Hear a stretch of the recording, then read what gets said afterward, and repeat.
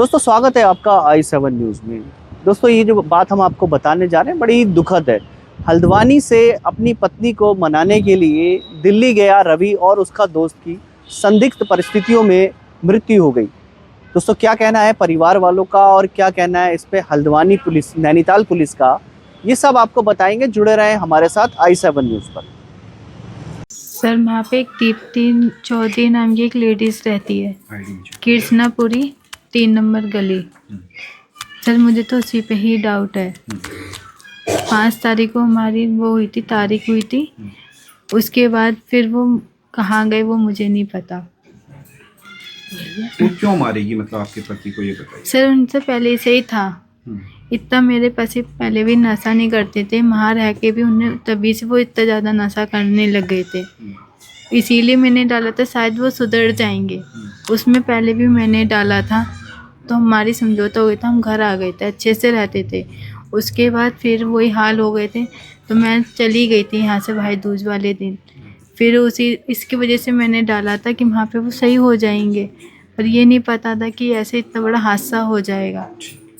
और मैं रवि का कज़न ब्रदर हूँ, उसके ताऊ जी का बेटा हूँ।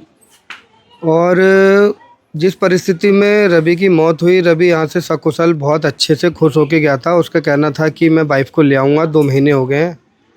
और घर वालों का कहना था तू उसको लाएगा ही तो बच्चे को मत लेके जा, ठंडे का समय है। तो वो जिद करके ले गया। आएगी नहीं आएगी मतलब इस चीज़ का उसको भी क्लियर नहीं था।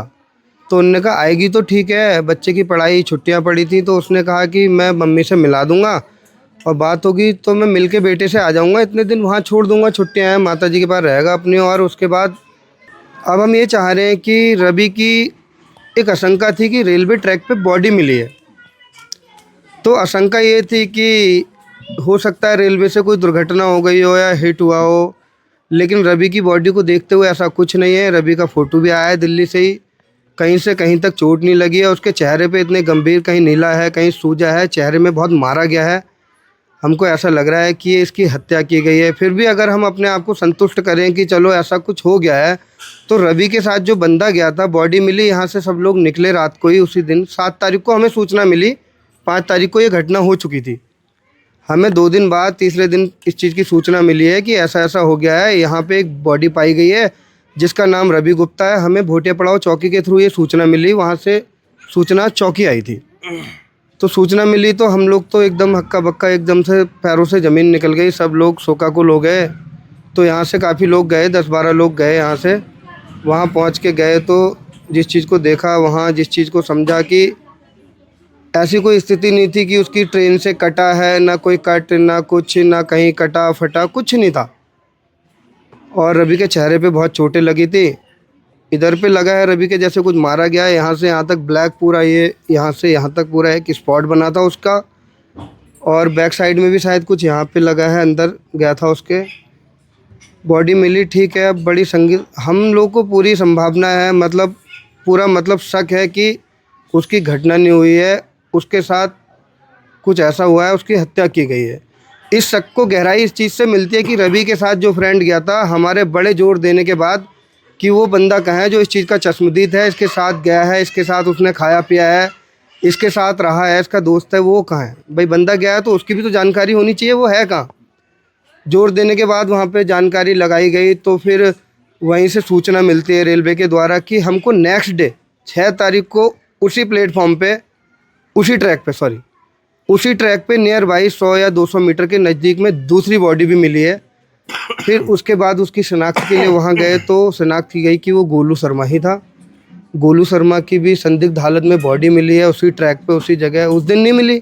अगर दोनों साथ गए थे, दोनों का एक्सीडेंट हुआ या कोई घटना हुई तो दोनों की बॉडी सेम जगह पे मिलती, आसपास मिलती, लेकिन सेम डे मिलती। उसकी बॉडी नहीं मिली। 6 तारीख को उसकी बॉडी मिली। उसके बाद हमारे शक को गहराई मिल गई कि दोनों की हत्या ही की गई है। रवि की वाइफ का भी यही कहना है कि मेरे पति को ऐसा कुछ नहीं है, सब अनौन, ससुराल वाले हैं। एक दीप्ति शर्मा नाम की लेडी, वो दीप्ति नाम की है, दीप्ति चौधरी करके लेडीज है जिसके टच में ये था। जिस चीज़ को लेके इनके बीच में ये विवाद भी हुआ, जो महिला हेल्पलाइन और इस जगह इनको जाना पड़ा। तो मामला ये है कि इतना गंभीर विषय, हमें पूरा शक है कि इनकी हत्या की गई है बड़ी बेरहमी से। और ट्रेन का ये कोई हादसा नहीं है, हादसे जैसी बॉडियों की कोई स्थिति भी नहीं है। और दूसरी चीज़, मैं प्रशासन से हाथ जोड़ के निवेदन करना चाहूँगा, दिल्ली पुलिस से और हमारी उत्तराखंड पुलिस, नैनीताल पुलिस बहुत एक्टिव है, बहुत गुत्थियाँ सुलझाई हैं। मैं इनसे निवेदन करना चाहूँगा कि इस चीज़ की गंभीरता से जांच की जाए। रवि का फ़ोन कहाँ है? रवि का सेल फ़ोन भी नहीं मिला है। रवि के कान में बाली थी गोल्ड की, वो भी नहीं मिली है। हाथ में एक रिंग थी, वो भी नहीं मिली है। तो इस चीज़ की पुलिस, दिल्ली पुलिस भी जांच करे और मैं उत्तराखंड पुलिस से भी बहुत उम्मीद लगाता हूँ, दिल्ली पुलिस से भी बहुत उम्मीद लगाता हूँ कि हमें न्याय मिलेगा और इसकी पूरी कॉल हिस्ट्री निकाली जाएगी, किस किस के संपर्क में था ये, किस किस से मिला और उसकी कैसे करके हत्या हुई, इसकी बहुत ही अच्छे तरीके से जांच हो। प्रशासन से मैं निवेदन करता हूं और जांच में जो भी हमें सेटिस्फेक्शन मिलेगा हम उसके लिए। नमस्कार। हल्द्वानी पुलिस को जानकारी मिला दिल्ली पुलिस के माध्यम से, हल्द्वानी को बिलोंग करने वाले 2 लोगों का शव मिला है रेलवे पटरी के पास, प्रीत विहार और आनंद विहार रेलवे टर्मिनस के पास। तो ये जानकारी में आया कि श्री रवि गुप्ता और एक उसका दोस्त जो है गोलू, ये दोनों जो है बेसिकली हल्द्वानी को बिलोंग करने वाले और हल्द्वानी में ही रहने वाले, निवास करने वाले थे।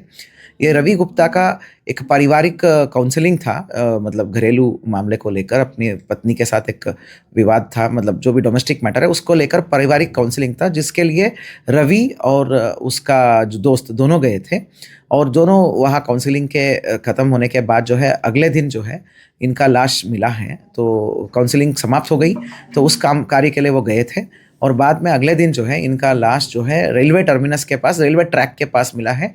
चोटें हैं, काफ़ी भारी चोटें हैं उस पर, बट वो किस प्रकार के चोटें हैं, ट्रेन का टक्कर से हुआ चोट है या किस प्रकार के चोट है, वो सारी चीज़ें पंचायतनामा की कार्रवाई दिल्ली पुलिस कर रही है।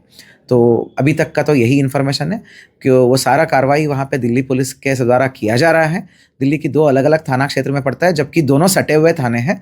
एक बॉडी एक थाना क्षेत्र में मिला है ट्रैक के निकट, उसी से 10 मीटर 20 मीटर आगे जो है दूसरा बॉडी मिला है, तो वो भी बगल थाने का बिल्कुल बॉर्डर है तो ट्रैक पे।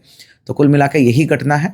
हम लगातार जो है हल्द्वानी पुलिस और हल्द्वानी SHO लगातार समन्वय बना के चल रहे हैं। तो और जो भी अग्रिम कार्रवाई होगी या अग्रिम डेवलपमेंट्स होगी परिवार वालों को अवगत किया जाएगा और जो भी परिवार वाले को आवश्यक कोऑर्डिनेशन की मदद चाहिए दिल्ली पुलिस के साथ वो भी उपलब्ध कराया जाएगा।